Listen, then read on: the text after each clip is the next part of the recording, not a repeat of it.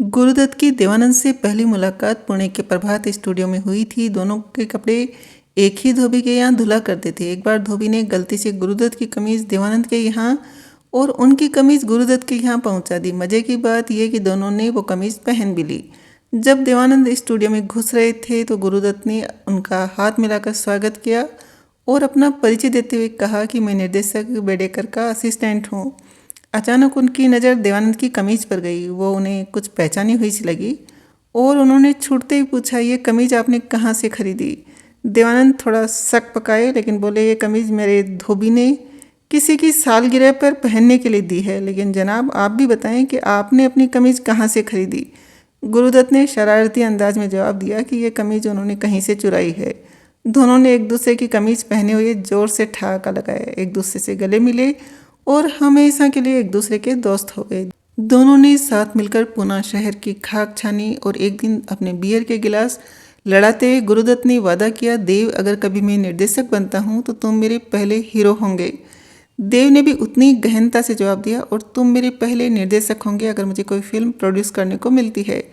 देवानंद को अपना वादा याद रहा और जब नवकेतन फिल्म्स ने बाजी बनाने का फैसला किया तो निर्देशन की जिम्मेदारी उन्होंने गुरुदत्त को दी। बाजी फिल्म हिट साबित हुई और उसने उनके जीवन को बदल दिया। उन्होंने अपने परिवार के लिए पहला सीलिंग फैन खरीदा।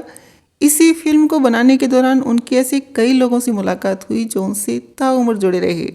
उनमें से एक थे इंदौर के बहरुद्दीन जमालुद्दीन काजी, जो बाद में जॉनी वॉकर के नाम से मशहूर हुए। वो बस कंडक्टर की नौकरी करते थे और फिल्मों में छोटे मोटे रोल किया करते थे। बलराज साहनी ने उन्हें गुरुदत्त से मिलवाया था। वो जॉनी वॉकर से इतने प्रभावित हुए कि गुरुदत्त ने उनके लिए खास तौर से रोल लिखवाया। हालांकि तब तक बाजी आदि बन चुकी थी। बाजी के ही सेट पर उनकी मुलाकात गायिका गीता रॉय से हुई और उन्हें उनसे प्यार हो गया। उस समय गीता रॉय एक पार्श्व गायिका के रूप में मशहूर हो चुकी थी। उनके पास एक लंबी गाड़ी हुआ करती थी। वो गुरुदत्त से मिलने उनके माटुंगा वाले फ्लैट पर आया करती थी। सरल इतनी थी कि रसोई में सब्जी काटने बैठ जाती थी। अपने घर से यह कहकर निकलती थी कि वो गुरुदत्त की बहन से मिलने जा रही है। उस दौरान राज खोसला गुरुदत्त के असिस्टेंट हुआ करते थे। उन्हें गाने का बहुत शौक था। गुरुदत्त के यहाँ होने वाली बैठकों में राज खोसला और गीता रॉय डुएट गाया करते थे और पूरा दत्त परिवार बैठकर उनके गाने सुनता था। गुरुदत्त की छोटी बहन ललिता लाजमी याद करती हुए बताया था कि वो गुरुदत्त और गीता के प्रेम पत्र एक दूसरे के लिए ले जाया करती थी। 1953 में गुरुदत्त और गीता रॉय ने विवाह किया। 2003 में जब अंग्रेजी पत्रिका आउटलुक ने भारत की 10 सबसे प्रभावशाली फिल्मों के बारे में सर्वेक्षण करवाया तो चोटी की 10 फिल्मों में से 3 गुरुदत्त की फिल्में थी। गुरुदत्त की बहन ललिता लाजमी ने बताया था कि वो बचपन से ही बहुत रचनात्मक थे। उन्हें पतंगे उड़ाने का बहुत शौक था और वो अपनी पतंगे खुद बनाया करते थे।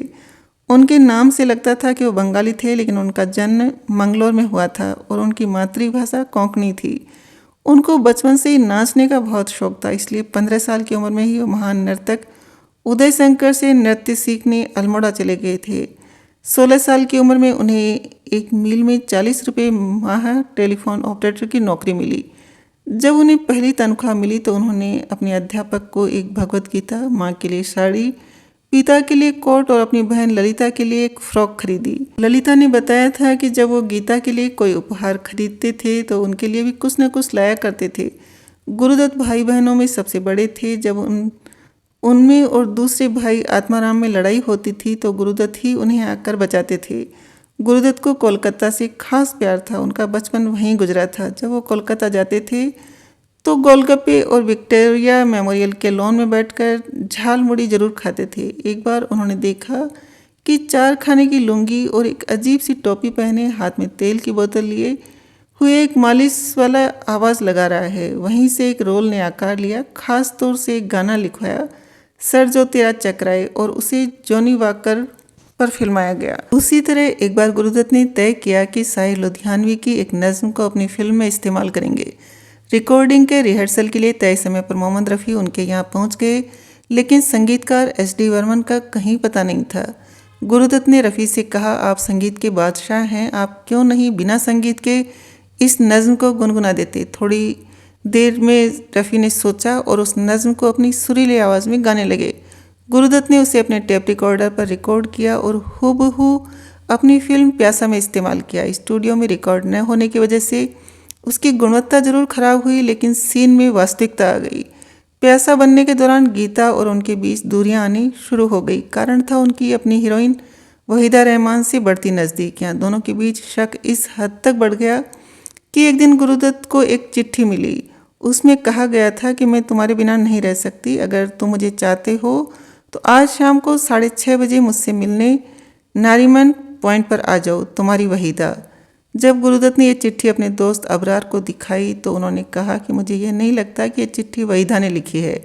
दोनों ने इस चिट्ठी का रहस्य जानने की योजना बनाई। अबरार अपनी फिएट कार में नारीमन पॉइंट पहुंचे और उन्होंने अपनी कार सीसीआई के पास एक गली में पार्क कर दी। उन्होंने देखा कि गीता दत्त और उनकी दोस्त स्मृति विश्वास एक कार की पिछली सीट पर बैठी किसी को खोजने की कोशिश कर रही हैं।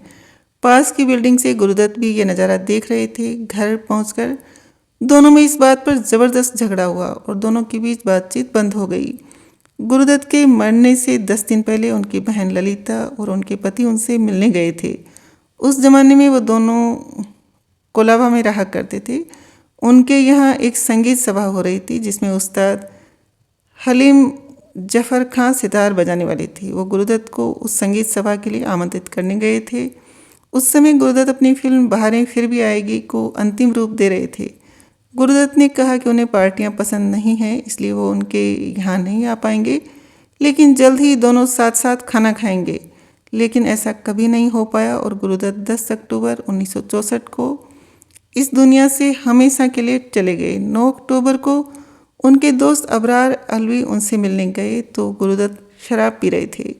इसी बीच उनकी गीता दत्त से फ़ोन पर लड़ाई हो चुकी थी। वो अपनी 2.5 साल की बेटी से मिलना चाह रहे थे और गीता उसे उनके पास भेजने के लिए तैयार नहीं थी। गुरुदत्त ने नशे की हालत में ही उन्हें अल्टीमेटम दिया, बेटी को भेजो वरना तुम मेरा मरा हुआ शरीर देखोगी। 1 बजे रात को दोनों ने खाना खाया और फिर अबरार अपने घर चले गए। दोपहर दिन में उनके पास फ़ोन आया कि गुरुदत्त की तबीयत खराब है। जब वो उनके घर पहुंचे तो उन्होंने देखा कि गुरुदत्त कुर्ता पजामा पहने पलंग पर लेटे हुए थे। पलंग की बगल की मेज पर एक गिलास रखा हुआ था जिसमें एक गुलाबी तरल पदार्थ अभी भी थोड़ा बचा हुआ था। अबरार के मुंह से निकला, गुरुदत्त ने अपने आप को मार डाला। लोगों ने पूछा, आपको कैसे पता? अबरार को पता था क्योंकि वो और गुरुदत्त अक्सर मरने के तरीकों के बारे में बातें किया करते थे। गुरुदत्त ने उनसे कहा था कि नींद की गोलियों को इस तरह लेना चाहिए जैसे माँ अपने बच्चे को गोलियां खिलाती है, पीस कर और फिर उसे पानी में घोलकर पी जाना चाहिए। अबरार ने बाद में बताया कि उस समय हम लोग मजाक में ये बातें कर रहे थे। मुझे क्या पता था कि गुरुदत्त इस मजाक का अपने ही ऊपर परीक्षण कर लेंगे।